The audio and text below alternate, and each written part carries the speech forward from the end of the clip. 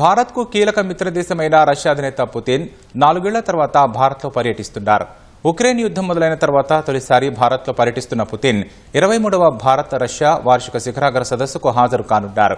Russia అధినేతకు Rashtrapati Bhavan ప్రాంగణంలో రాష్ట్రపతి ద్రౌపది ముర్ము ఘన స్వాగతం పలికారు.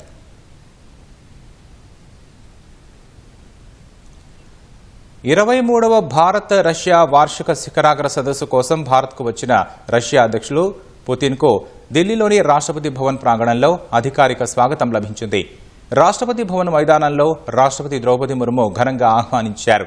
రాష్ట్రపతి భవన్ వద్దకు పుతిన్ రాకముందే రాష్ట్రపతి ద్రౌపది ముర్ము, ప్రధానమంత్రి నరేంద్ర మోదీ, విదేశాంగ మంత్రి జయశంకర్ అక్కడకు చేరుకున్నారు.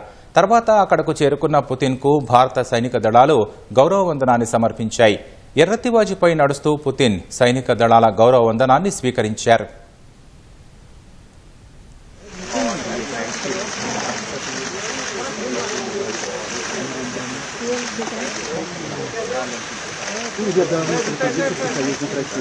Нарендра Моди в преддверии саммита на высоком уровне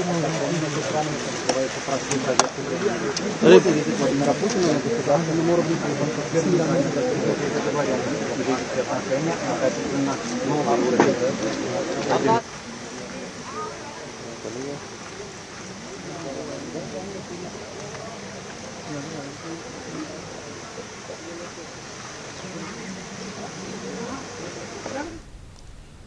రాష్ట్రపతి భవన్ నుంచి తన సొంత కారులో పుతిన్ రాజ్ఘాట్కు వెళ్లారు.